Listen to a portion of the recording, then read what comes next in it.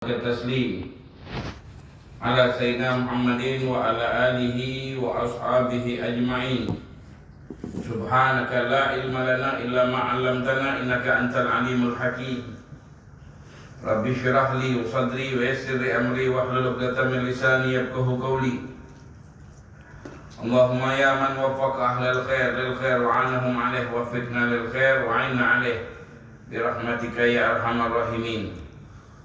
نوينا تعلم والتعليم والنفع والانتفاع والتذكر والتذكير والإفادة والاستفادة والحث على التمسك بكتاب الله وسنة رسوله والدلالة على الهدى والدعاء إلى الخير ابتغاء مرضات الله وقربه وثوابه.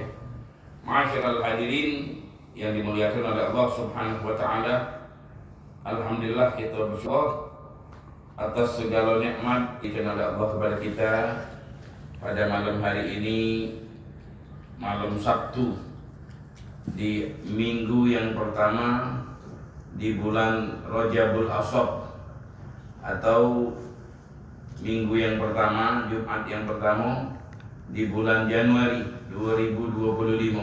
Alhamdulillah sampai saat ini dalam keadaan sehat walafiat, dalam keadaan iman dan Islam. Rajabul Ashab alladzi tusabbu fihi al-khair sab.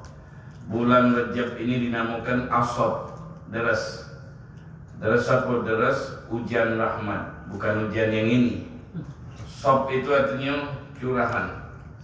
Deras banyak. Jadi dinamakan Rajabul Ashab. Bulan Rajab yang hujan rahmatnya banyak, deras.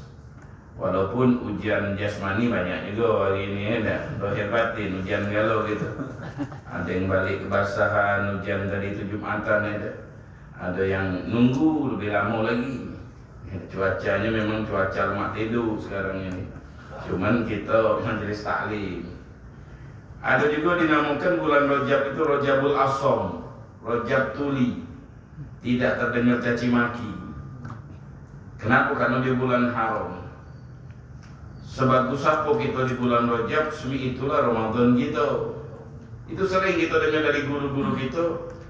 Yang bagus di bulan Ramadan, bagusnya di sini. Dari sini nih, mulai kita bagusi diri kita. Mulut tak usah ngato-ngatoi wong ino, sudah berhentilah, dah kata manfaatnya. Hati manfaatnya ngatoi wong. Setan lagi dah kita katoi. Lagi manusia sejahat apapun janganlah kita nyaci wong.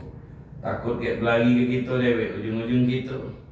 Tapi ingat, manusia itu di muka bumi tidak lepas dari mulut wong. Sebaik apa kita bakal dicaci wong. Jangan takut cacian, jangan besar kepala kalau dipuji. Kata Imam Ghazali, dua hal yang menyebabkan manusia itu galak celaka: takut dicaci, demen dipuji. Nabi bilang kata wong, Nabi gila, apalagi kita. Nah, jadi itulah yang penting. Di saat manusia takut dua hal ini, takut dicaci dan dipuji, dia melupakan hakikatnya amal. Hakikatnya beramal itu untuk Allah. Jangan magusi di sini. Sebagus-bagus kamu tetap kamu dicaci oleh manusia. Karena yang nyaci itu siapa? Cacinya. Jadi sudah, tinggalkan itu. Bagusilah sholat-sholat sunnah. Kalau kita nak bagus Ramadan kan, sampai dikatakan bulan Rajab itu bulan nanam. Bulan Sya'ban, bulan nyiram. Bulan Ramadan, bulan panen. Rajab itu nanam semangat. Mulailah yang tadinya males-malesan, ibadah wajib bagusi, ibadah wajib, sholat sunnah kita bagusi. Kaget Ramadan, Sya'ban tambah kencangnya lagi, bagusi lagi. Ramadan panen, sudah terbiasa gitu. Tidak ada terkejut lagi puasa ini kan. Karena di bulan Ramadan itu panennya itu pahalanya besar kan. Bulan apa nih, bulan Rajab katanya itu untuk mengisikan dosa, bulan istighfar. Maka Rabbil pilih tiap habis maghrib atau habis isya, malam pokoknya sama pagi. Rabbil pilih warhamni wa tub alayya 70 kali dibaca. Tiap habis maghrib atau habis isya, pokoknya di malam hari. Insya Allah dosanya diampuni oleh Allah. Kemudian banyak istighfar, bulan banyak taubat lah. Tinggalkan apa-apa yang pernah kita lakukan, tidak ngawik lagi, tinggalkanlah. Sampai Ramadan panen kayak gitu. Panen apa dia? Panen pahala. Wong bagus di sini, bagus Ramadan. Kalau di sini tidak bagus, nggak bakalan bagus gitu di bulan Ramadannya. Karena kita kepengen bulan Ramadan itu panen. Ujung pasar ini juga bulan Rajab ini numpuk barang. Ada. Bulan Sya'ban mulai sebal ke barang. Bulan Ramadan panen ya kayak nah ngitung duitnya dikit-dikit setoran, sianu. Kan itu kan. Jadi ada maknanya loh bulan ini kalau gitu. Apa nih simpan semangat gitu dalam ibadah. Mudah-mudahan berkah ya. Rasulullah paling banyak maco di bulan Rajab Sya'ban ini. Allahumma barik lana fi Rajab wa Sya'ban wa balighna Ramadan. Ya Allah berkahi kami bulan Rajab sama bulan Sya'ban, berkahi balighna Ramadan, panjang umur kami bisa berpuasa di bulan Ramadan. Wa inna 'ala siyam wal qiyam, bantu kami berpuasa kage. Wa tilawatil Quran, bantu kami baca hataman Quran. Warzuqna husnal hitam, dan jadikanlah kami husnul khotimah. Itu doanya Nabi. Barik lana fi Rajab wa Sya'ban balighna Ramadan. Jadi 3 bulan ini itu doanya.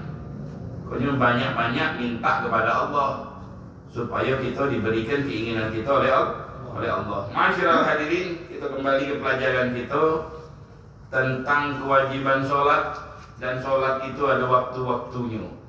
Inna sholata kanat 'alal mu'minina kitaban mawquta. Sholat itu wajib bagi orang mukmin, kitaban. Kitaban itu mawquta, wajib. Kitaban itu artinya wajib, kitab. Bukan kitab ini. Kutiba alaikumusiyam. Jadi kutiba itu artinya furidho. Jadi kitaban artinya wujuban. Muakkatan berwaktu-waktu. Ada waktunya, ya masing-masing di antara syaratnya sholat, tahu waktu sholat. Kalau wong zaman dulu tuh main ke matahari. Cuman kalau hujan saja gitu. Ya sekarang ini kan hujan, matahari tak selian dari timaan. Azan belum, bayangan kita manu.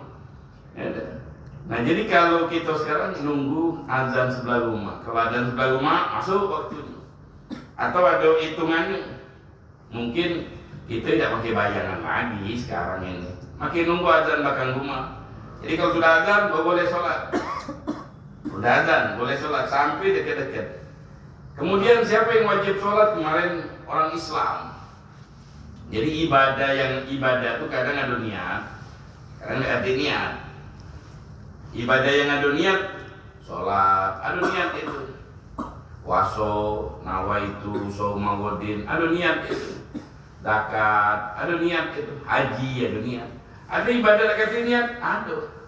Contohnya azan. Ada niat, nawaitu an uadzina, saya niat mau azan mangkala daya lillahi ta'ala.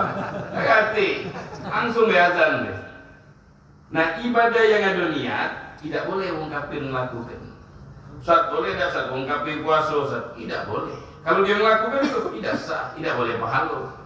Cuma lapar itu tetap boleh dah. Lapar itu tidak makan tidak boleh. Kenapa? Karena ada niat. Boleh dah Ustaz wong kafir haji Ustaz? Tidak sah, tidak boleh. Wong kafir puasa sholat ini tidak sah. Kenapa? Karena ibadah ini ada niat, dan syaratnya niat itu wong Islam, Islamunawi yang berniat muslim. Ada ibadah yang dekat niat, ada dikit tapi sedekah. Ada niat dan sedekah. Kalau zakat ada, kalau sedekah hati, tentunya duit. Nah itu ayat lagi wong fakir. Lalu wong dia tolong dia 48 kemudian dikira berapa nawa itu gelebuk mati wong. Nah itu duit tadi tu. Ustaz tu pula lamoninya niatnya tu. Sedekah 2.000, pintanya syukur, bidadarinya 70, benar baik. Tidak ada kadang Ustaz, itip kesan Ustaz, nah duitnya sadonya be, ya Ustaz 5.000 gitu juga. Tolong Ustaz masuk surga Firdaus. Alangkah besar pintaan tu. Menjual kecinian. Jadi kita nak niat begitu. Jadi kalau sedekah boleh non muslim. Boleh pahala tidak boleh. Kalau pahala tidak boleh. Di dunia baik boleh. Mungkin dia terhindar dari penyakit. Nah, jadi ada ibadah yang ada niat, ada ibadah yang dekat niat. Itu dalam hukum fikih. Nah ibadah yang ada niat ini harus muslim. Kalau dia tidak sholat berarti tidak berdosa, tidak wajib kan? Bukan itu. Ada dalam kaidah usul fikih itu halil kufaru mukhatabuna bi furu'i syariah amla. Orang kafir itu terhitop dak, terpanggil dak setiap ada kewajiban, terpanggil. Cuman dia tidak sah kecuali Islam. Ya ayyuhalladzina amanu kutiba alaikumusiyam, wahai orang yang beriman. Orang kafir tidak masuk ini. Iya, dia tidak masuk, tapi dia masuk kalau masuk Islam. Jadi dia boleh dosa dua. Adzan duhur, dosa tidak sholat duhur, dosa tidak Islam. Ramadan, dosa tidak puasa, dosa tidak Islam. Dua dosa. Mana dalilnya? Dalilnya dalam Al-Quran Allah berfirman. Orang kafir itu nanti di neraka dia ngomong, ditanya, masalakakum fi saqar? Qalu lam naku minal musallin, walam naku nut'imul miskin, wa kunna nakhudhu ma'al qaidin. Ngapo kau masuk neraka sakor ini? Kami dulu tidak semayang katanya. Nah, ini yang menjadi dalil ini ulama. Jadi orang kafir itu kalau ada perintah-perintah Allah khusus orang Islam dia kenal. Tapi kalau dia melakukan tidak sah, harus Islam dulu. Nah, ini cerita kulu muslimin, balik akil tohir. Kemudian karena ibadah sholat ini ada waktu, tidak boleh dimajukan, tidak boleh diundurkan. Belum azan kita sholat tidak sah, haram hukumnya. Saat sholat duhur jam 11 apa hukumnya? Haram. Kenapa? Tidak boleh sholat kalau belum tahu waktu. Misal langit mendung, jam 12, azan belum, catnya lampu mati misalnya, lampu mati, langit mendung, tidak kedengaran, belum boleh kamu sholat sampai yakin. Dengar azan kan yakin kan? Hujan nak betul, nunggu dulu. Sampai kira 12 lewat, 12.20, nah caknya lah sholat, lah azan ini, baru kamu boleh sholat. Tidak boleh tepat-tepatan, nasib-nasiban. Sholat belum, jam 12 ini. Ini makanya kita tidak tahu waktunya, kayak jam 11, jam 12 itu kan. Antara udah azan atau belum. Lain halnya kalau jam 1, loh, jam 1 selolololobong lah azan juga. Kecuali hubung yang azan negatif lagi. Itu kan tidak ada masuk akal kan. Itu waktunya nih mepet antara azan atau belum azan, tapi belum tahu 100%. Jam 11.3, jam 11.50 kan, misalnya azannya jam 12. Pada jam 12 tuh dia belum tahu udah azan belum masuk atau belum. Nah dia simsalabin, dia sholat. Tahu-tahu waktu dia sholat tuh belum azan, tidak sah, jelas. Dia sholat, waktu habis sholat tahu-tahu sudah azan, tidak sah itu. Kenapa? Karena dia waktu niat usolli itu mutaraddidan, ragu-ragu, sudah sholat atau belum. Nah, itu tidak boleh. Jadi harus masuk waktu yakin masuk waktunya. Karena kewajiban sholat apa dia? Syaratnya sholat duhulul wakti, masuknya waktu. Fayahrum taqdimuha ala waktiha wa ta'khiruha bighairi uzrin. Tanpa uzur, kalau ada uzur lain gitu nih. Tanpa uzur, sholat jam 11 tanpa uzur, tidak ada sebab, sholatnya tidak sah dan dia berdosa. Sholatnya jam 5, sholat duhur, lah di luar waktunya, sholatnya sah, sholatnya tapi godoan dan boleh dosa. Boleh dosa. Jadi sebenarnya sholat jam 5, sholat duhur jam 5, ya nutupi kan, sudah. Nah sekarang boleh dosa tidak? Kalau tanpa uzur berdosa. Kalau ada uzur tidak berdosa.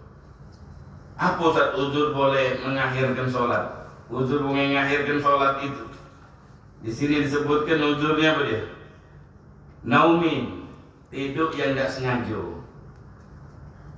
Tidur tidak sengaja, tidak tahu tahun baru tadi kita harus nonton lewong bangun galau, habis sahur galau, tanggal 1 galau. Alhamdulillah tiap tahun baru paginya metu, keliling kadang. Cuman tahun tadi itu agak telat, tahun ini agak telat, metunya jam 7 lewat, biasa jam 6 itu. Woi lemaknya sudah katik uangnya. Kita harus nonton, jangan sudah habis sholat subuh tidur galau. Habis sholat subuh tidur galau, nonton kan? Atau ini tadi tuh mungkin habis sahur 1 jam galau, tidur galau, uang tuh beda. Cuman dia jangan sampai gitu tinggalkan sholat tuh berdosa. Ujungnya sholat ketiduran. Tidak sengaja ketiduran, ada alarm untuk ketiduran, bangun jam 6 atau jam 6 lewat, lah siang kan, tidak dosa. Coba lah siap dia, lah ada alarm untuk tidak terbangun, dia tidur, di mana baca dipaksa, Ada majelis tertidur, ustadz yang marah, salah ustadz.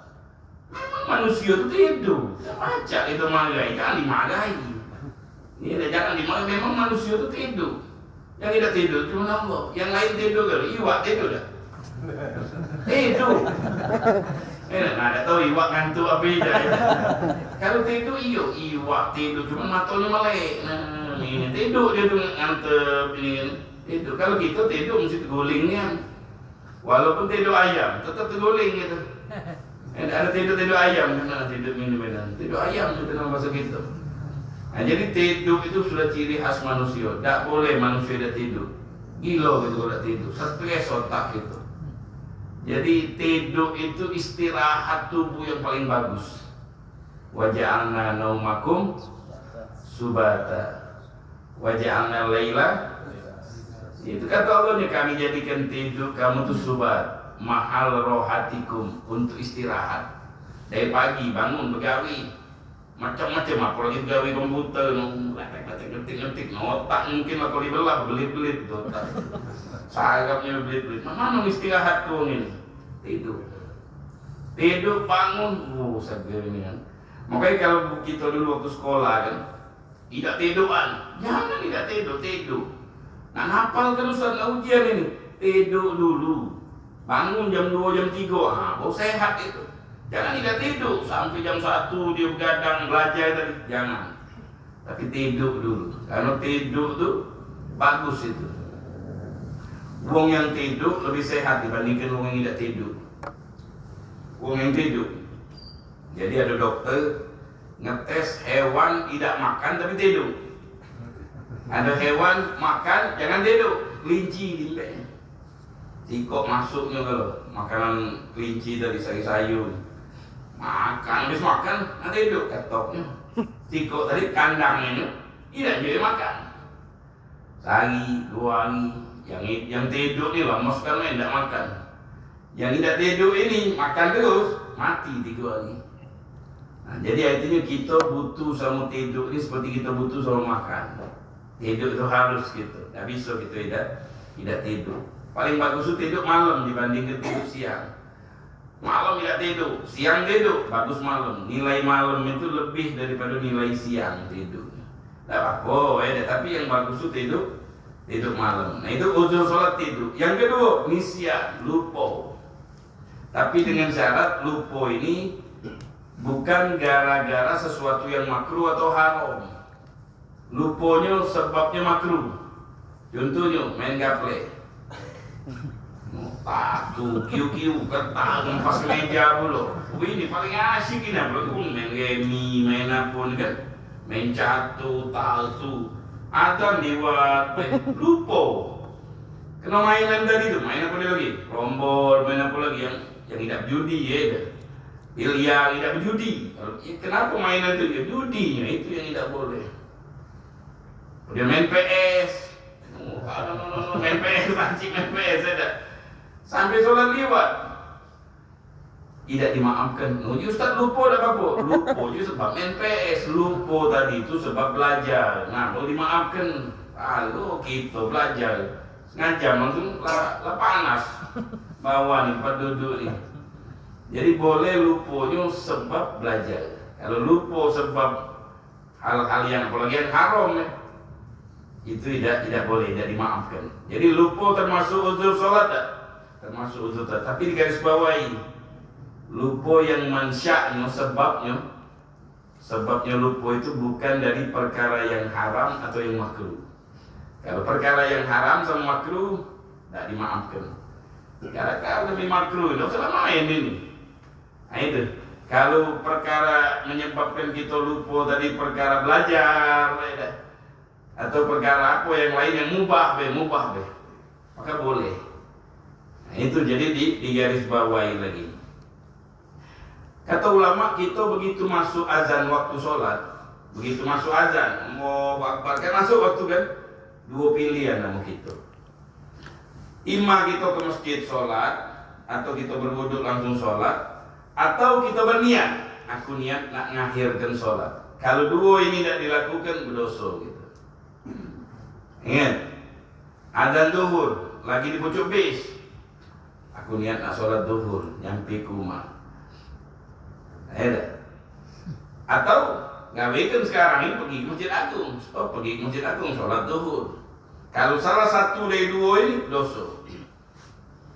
Na'udzubillah, ada orang azan tidak niat dia. Tidak niat, tidak ngapo ke, tahu-tahu jam 1 dia mati, meninggal.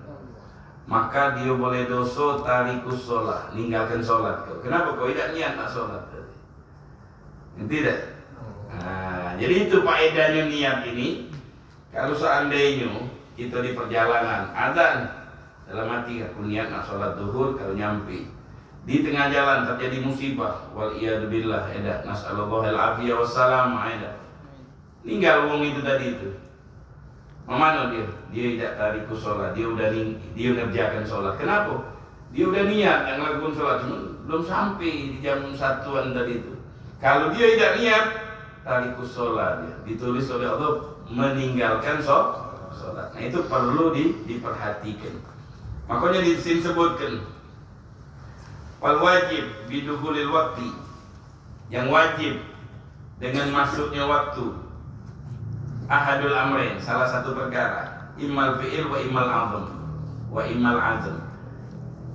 Azan kamu harus sholat, atau kalau sholat niat ngakhirkan sholat dalam hati, aku niat ngakhirkan sholat, aman gitu ini. Berarti kita ada niat untuk melakukan sholat. Kalau dia sudah azam, sudah niat, dia nak melakukan sholat, tahu-tahu musibah terjadi sama dia, meninggal dia digolongkan wong yang melakukan sholat karena dia udah niat. Kalau dia tidak azam, dia tidak niat. Ini cerita ilmu ini. Seandainya ibu-ibu ini namanya turuwul mani'. Turu itu datang, mani' itu penghalang sholat. Bukan turu bahasa Jawa. Apa bahasa Jawa turu? Tidur. Ada turu bahasa Jawa itu tidur. Kalau ini turu artinya datang. Mani' penghalang sholat yang menyebabkan dia tidak boleh sholat datang. Cuma datangnya telat. Datangnya pas waktu sholat. Dia tidak boleh sholat sedangkan dia ada kewajiban sholat. Namanya turuwul mani'. Kalau hilang zawalul mani. Zawalul mani itu zawal itu hilang. Mani itu penghalang. Apa penghalang tuh? Haid, nifas, gilo, pingsan. Itu kan larangan-larangan gelo. Mana lagi gilo suruh semayang? Mana ngerti dia? Misalnya ibu-ibu dulu kita ambil contoh mani haid dulu, datang bulan. Adzan duhur, dia tidak sholat. Sampai jam 1 dia sholatnya. Biasanya ibu-ibu kan kalau telat, ada lakinya makan dulu, lakinya makan ringkes dulu, lah ringkes, lah kelar meja dapur, lah bersih, kalau baru dia siap-siap nak semayang. Kan itu kan biasa di kalangan kita kan. Tahu-tahu begitu kamar mandi jam 1 datang bulan. Nama mana ini Ustaz? Kan dia boleh sholat, haram kalau dia sholat. Iya, haram dia sholat tadi. Kenapa? Karena datang bulannya jam 1. Seandainya dia sholat jam 12, bisa tak? Bisa. Kenapa dia sampai jam 1? Ya dia undur gitu. Ini namanya turul mani. Kita baca dulu fa in tara'a mani'un kahaidin.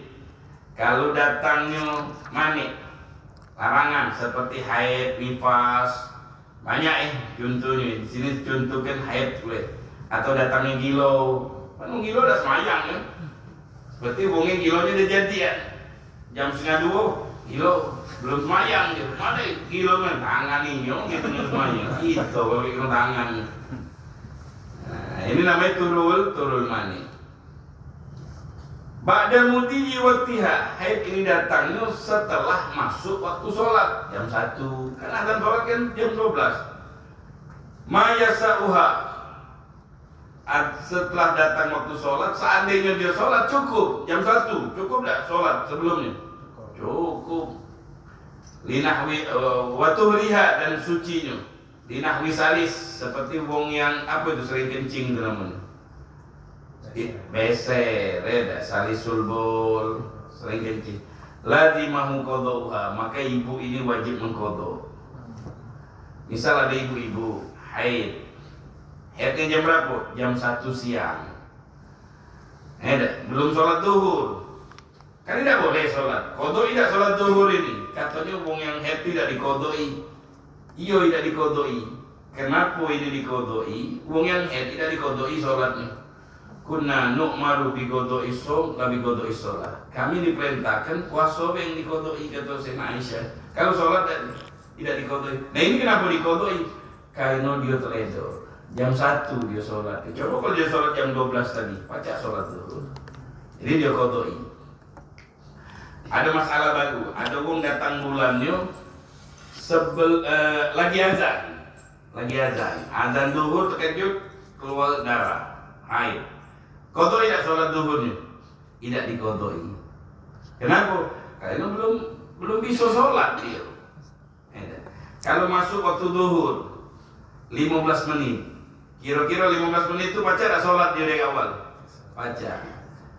Dia haid 15 menit tadi, maka wajib dikodoi sholat duhur. Karena waktunya sudah masuk, walaupun cuma 15 menit, berapa jam, tapi kalau dia gunakan untuk sholat dia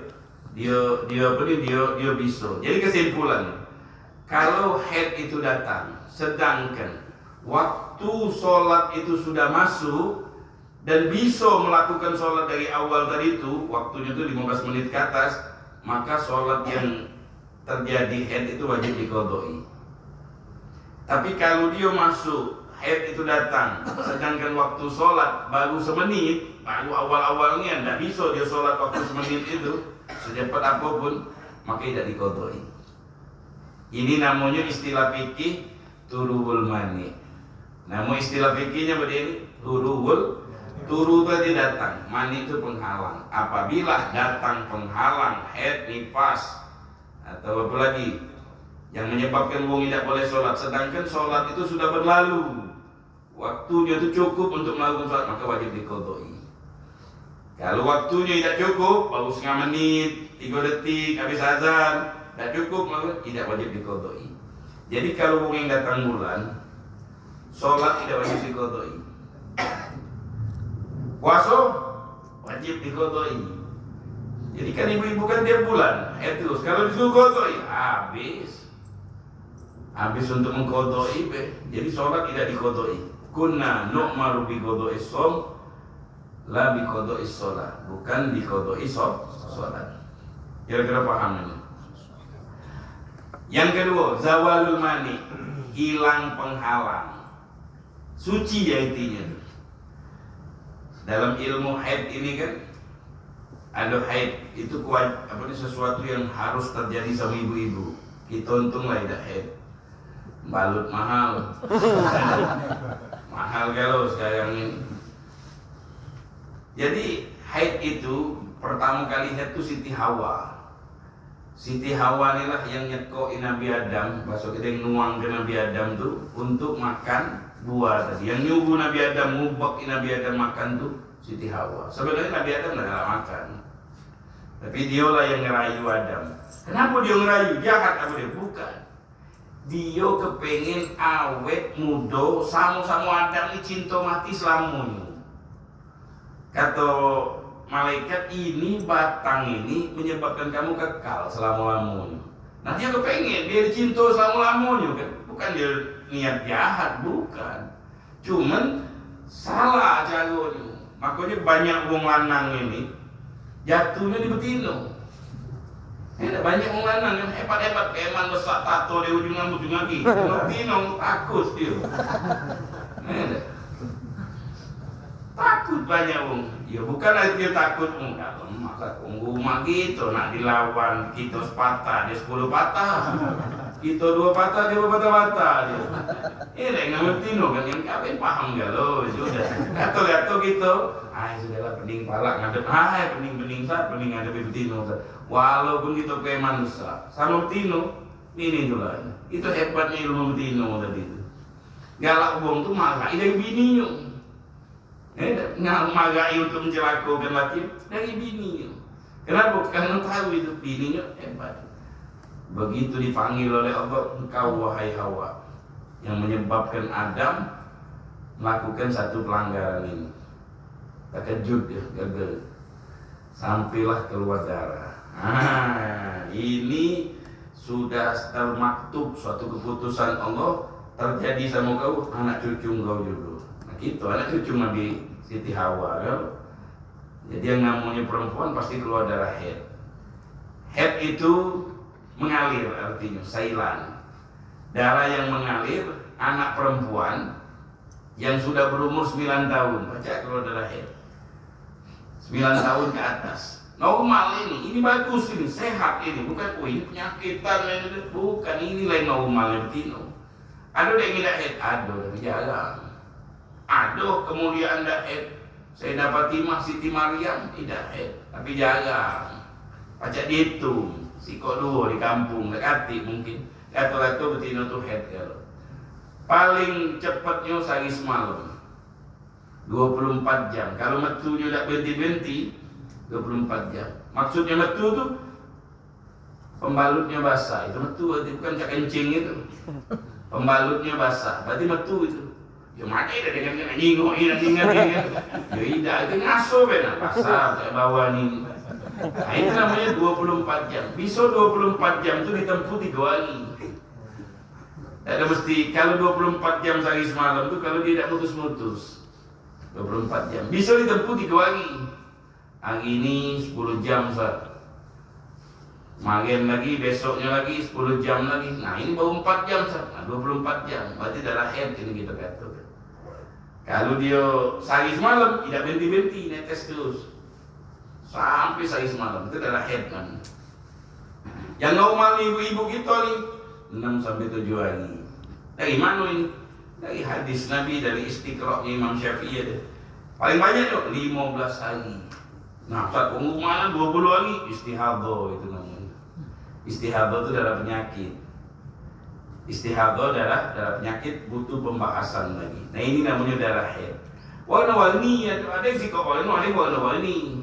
Tamu kali pekat dulu hitam. Abang, temen abangnya agak kentalnya hitaman. Dia agak panas dia tuh, nyengat. Baunya tidak lemaknya. Kemudian gua ngabang nyoklat. Coklat tadi kuning. Sampai kalau masuk ke kapas, cak lidah, cak ludah gitu betul. Putihnya sama macam kapas. Nah itu bau suci itu. Itu baru suci. Baru dinamakan suci, baru wajib sholat. Itu mungkin bukan bab kita, ini bab ibu-ibu yang sudah kawin, wajib dia ngajari bini. Ajari bini yang bab ini tadi. Minimal kalau kita tanggulan tidak boleh campur. Tidak boleh dari pusat sampai ke bawah. Pucuk ke sini lajulah, bawah sini lajulah. Yang ke bawah pusat tidak boleh macam-macam. Isna'u kulla syai'in ma fawqal izar. Ada hadis isna'u kulla syai'in ila nikah. Tidak boleh gitu bercampur. Sedangkan istri kita dalam keadaan kotor. Tidak boleh kotor tadi bukan benajis, bukan, ini istilahnya dalam keadaan hadas. Tidak boleh baca Quran, tidak boleh ngaji, tidak boleh. Tidak boleh sholat, tidak boleh mandi niat ibadah, mandi sunnah. Cuma mandi air ayo boleh. No air ayo Ustaz ini, tidak boleh mandi. Mandi yang makin niat. Kalau mandi yang biasa mandi. Kalau tidak boleh mandi, tidak mandi. Pergi kemana kondangan, tidak mandi lah 7 hari. Siapa yang ngajarin? Ustaz Alwin. Nah, salah paham. Maksudnya mandi yang makin niat. Nah, itu mandi hari Jumat. Nah, itu tidak boleh. Kecuali mandi gayo yang makin niat. Kalau mandi tiap pagi mandi keramas sih rambut gitu. Jadi sampo, biar rapi-rapi. Itu alhamdulillah istri yang lagi datang bulan tuh masih boleh tidur bareng, tidur sekamar, makan bareng. Bani Israel itu tidak boleh. Di bawah rumah itu tuh ada tempat khusus untuk istri yang lagi datang bulan. Kalau istri lagi datang bulan duduk di bawah situ. Oh, kalau gitu alhamdulillah ya. Kalau gitu baca terbuang ke bawah. Video terbuang. Jangan main-main. Nuduh Ustaz Alwin cak Bani Israel video gitu terbuang. Salah nak muat-muat kamar khusus untuk tidur tak baca. Aja rumah itu. Ini tentang hukum haid. Begitu juga nifas. Nifas itu darah yang keluar setelah melahirkan. setelah melahirkan. Biasa keluar darah itu minimal paling cepat sebentar, setetes. Yang normalnya ibu-ibu 40 hari. Paling banyaknya 60 hari. Kalau lebih dari 60 hari Ustaz, mana Ustaz? Istihadhah, ada pelajarannya. Tidak di sini tempatnya. Itu namanya nifas. Darah nifas tadi itu untuk mengosongkan rahim tadi itu dari sisa-sisa bekas kandungan tadi. Kalau nggak bersih, wajib mandi. Head juga kalau bersih, wajib mandi. Nawaitu rabbul hadasil akbar lillahi ta'ala. Ini tentang fikih ibu-ibu. Ada yang namanya zawalul mani'. Zawal itu hilang, mani itu penghalang sholat. Ada ibu-ibu yang haid. Ada ibu-ibu yang haid. Sucinya jam berapa? Jam 11. Alhamdulillah. Jam 12 kakek mandi dia sholat duhur. Nak kata yang dikodoi kan. Misalnya suci. Ada. Sucinya jam 3. Jam 3 sebelum azan sebelum azan 1 menit. Azan asar. Belum azan asar. Misal azan asar jam 3 pas. Misal azan asar jam 3 misal. Dia suci tadi itu di jam 2 59. Berarti masih apa? Masih masuk waktu apa itu? Masih masuk waktu duhur ya. Suci dia. Begitu suci ngambil anduk baru kamar mandi, belum mandi kelar azan asar. Nah, jadi waktu sucinya masih sisa waktu sedikit, maka wajib dikodoi sholat duhurnya. Sholat duhurnya dikodoi. Kalau sucinya jam 3 azan asar, maka sholat duhur tidak dikodoi. Kenapa? Karena pas kau suci tadi itu belum mandi itu, waktu duhur itu masih ada sisa 2 menit 1 menit. Itu bisa takbiratul ihram. Jadilah. Kalau kita lambat, jadi tidak terkejut. Tak mandi dulu, tahu lah dewe. Ibu-ibu mandinya, sampo, sikat gigi, sikat ini, sikat itu, lamu. Kalau kita iyo dalu 3 timur, jadilah betul. Ada sisanya minyak wangi. Ya, kalau ibu-ibu kan beda cara mandi sama kita kan, dia lebih bersih kan mandinya, lebih teliti. Makanya kalau bab-bab teliti itu tunjuklah ibu-ibu teliti. Teliti apa sampai HP lagi teliti dia. Ngadu ke acara ini tangguh HP-nya. Jadi bidang dekorasi paling pintar dia kalah gitu. Kita tidak dekorasi, lampu abang sih kok hijau sih kok kuning sih kok. Kuatnya dia kecil kan meledup jadilah gambar ustaz. Dia kembang tujuan, kembang ini depan, kembang itu ini gitu. Orang rapi, nah dia lebih teliti. Kalau ibu-ibu masalah kerapian dia lebih teliti. Kalau mana kurang. Ada sebagian, tapi tidak seluruhnya juga ada sebagian. Kalau audawalul mani, audalal mani. Wagot bagi ya, waktu masih tersisa godro takbiratul ihram. Walaupun sisa waktu cukup Allahu Akbar semenit. Lazimathu qada'us shalah. Wa kadza ma qablaha injumian. Begitu juga salat yang sebelumnya kalau bisa digabungkan. Jamak itu zuhur sama maghrib sama isya.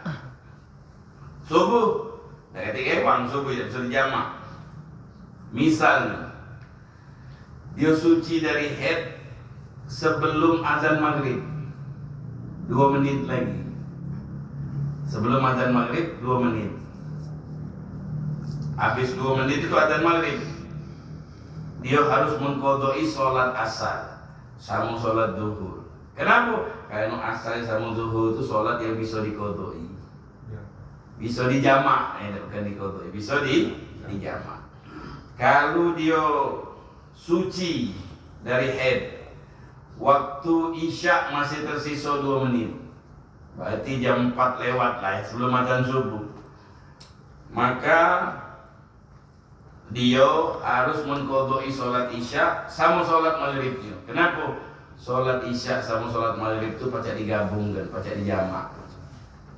Paham tak itu? Karena sholat berdua ni pacak dijamak. Kalau dia suci di waktu zuhur sebelum azan asar 1 menit lagi, yang dia kodoi sholat apa be? Zuhur baik. Karena zuhur sama subuh tidak bisa digabungkan, tidak bisa dijamak. Tapi kalau dia suci di akhir waktu asar, tinggal asar itu semenit lagi, walaupun tinggal itu pacak takbir setengah menit atau seperempat menit ya, maka dia kodoi duhur sama asar. Karena apa dia? Asar itu bisa digabungkan sama duhur. Amin. Injumiat maha. Ini kesimpulan dari ilmu yang sudah kita pelajari. Faslun yajibu ala wali syar'i wali sobi wa sobiyah mumayyizain an ya'murahuma bis salati wa yu'allimhuma ahkamaha ba'da 7 sinin wa yadribuhuma ala tarkiha ba'da 10 sinin kasaumin atau zuhur. Sekarang wali syar'i, wali. Tahu wali? Wali itu dalam arti bahasa dekat. Arti wali itu wali murid, yang paling dekat sama murid. Nasabnya paling dekat, bapak. Wali Allah dekat sama Allah. Jadi kata wali itu dekat. Nah kalau wali syar'i, pertama bapak, itu wali syar'i. Dialah yang bertugas ngatur anaknya sampai ngawinnya pun bapaknya. Bab kawin, siapa yang ngawin gitu? Bapak. Bapak apa ini? Bapak nasab, anak. Kalau bapak angkat tidak dapat waris, orang lain, cuman sayang be sama gitu. Bapak angkat, anak Ustaz banyak Ustaz bapaknya. Begitu bapak banyak pula dia ngomong. Si anu itu bapak, itu Ustaz si anu bapak.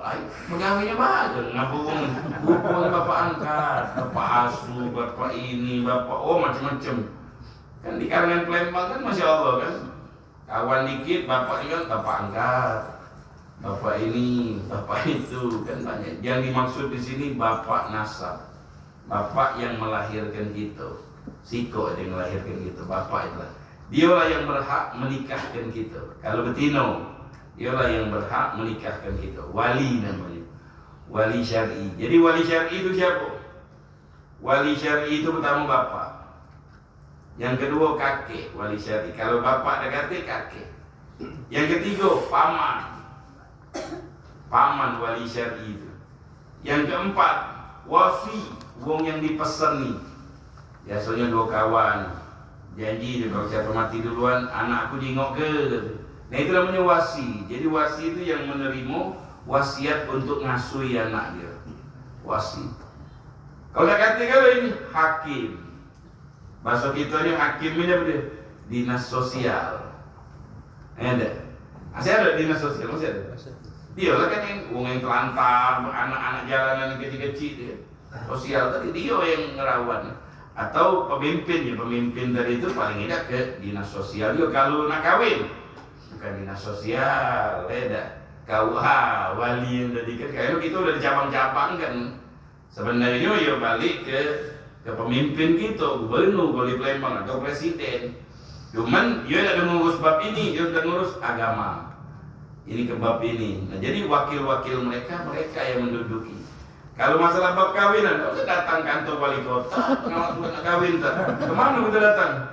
Kau, lu kata Ustaz artinya hakim, itu artinya presiden atau wali kota atau gubernur. Iya, wali kota. Kalau nak dia urus sih kalau sah, tak galak orang nyalon. Jadi dia sudah ada bagiannya, dipecah-pecahnya bagian agama, kawin. Dia ini yang ngurus. Kau jangan gitu kawin nak ke wali kota, nyangkutnya apa dia ini.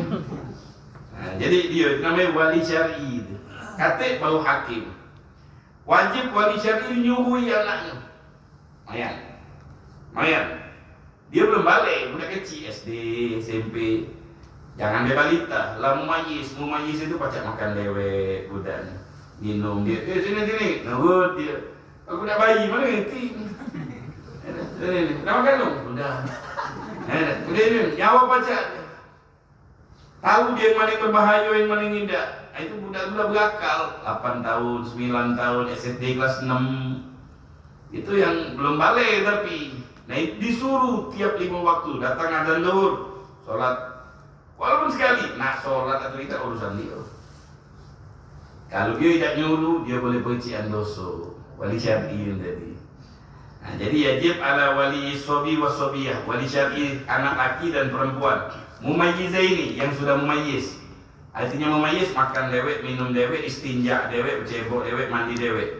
Apa dia wajibnya? Ya'murhuma, nyuruh mereka, nyuruh sholat. Awas tidak sholat. Sudah, dia nak sholat, nah itu urusan dia. Dia tidak sholat, kita tidak nyuruh, boleh dosa bapak yang tadi. Apa? Karena kau tidak nyuruh. Wa yu'allimuhuma ahkam sholat, ngajari dia. Enak belajar, pertama kali ngaji kali pak dulu ngaji Al-Fatihah. Nyuruh sholat, Al-Fatihah ada baca mah. Jadi kata ulama, kalau nyuruh sholat, ajari dia dulu sholat. Ba'da sab'i sinin, setelah berumur 7 tahun. Jadi kalau sudah berumur 7 tahun wajib. Yang punya anak umur 7 tahun wajib kamu ajari. Ustaz aku tak ngerti, masuk ke sekolahan. Yuk duit duit bayar bulanan tadi kan, lepas tanggung jawab kita. Ini kakek dituntut kalau ini. Wa yadribuhuma, memukul kedua anak ala tarkiha kalau meninggalkan sholat setelah berumur 10 tahun. Nah, kau Ustaz beli kayu gelam habis. Ingat, mukul ini harus bawahi. Pukulan yang tidak menyebabkan patah tulang, menumpahkan darah. Istilah fikih namanya dzarban ghairu mubarrih. Pukulan yang tidak mematahkan tulang. Contoh mukul kata ulama fikih seperti mukul pakai ujung serban. Budak sekarang kayu gelam lagi tangkisnya pakai ujung serban. Walaupun tidak bermanfaat, tidak boleh melukai, tidak boleh kita KDRT istilahnya. Jadi mukul itu ini benar. Awas kalau sholat nah ini atau pakai kayu siwak. Jadi dicontohkan dalam kitab fikih. Kalau pukulan yang mematahkan berdosa gitu. 3 orang boleh mukul.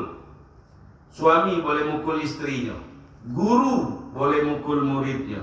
Bapak boleh mukul anaknya. Tapi dengan syarat pukulan yang tidak menyebabkan memar badan. Mentang-mentang kita guru nangani giginya patah, dosa gitu. Tidak boleh. Jadi tidak boleh yang melukai dia, darah tidak boleh. Nah ini jadi boleh dia memukul tapi pukulan yang ringan setelah berumur 10 tahun. Apakah seluruh kewajiban seperti sholat lo? Iya kata ulama, puasa juga. Nah bulan puasa juga dia puasa dulu. Saumin seperti puasa kalau dia bisa. Wallahu a'lam bis. Mudah-mudahan Allah memaafkan kita, menerima amal baik kita. Wassallallahu wasallam ala sayyidina Muhammadin wa ala alihi wasallam. Alhamdulillahirabbil alamin.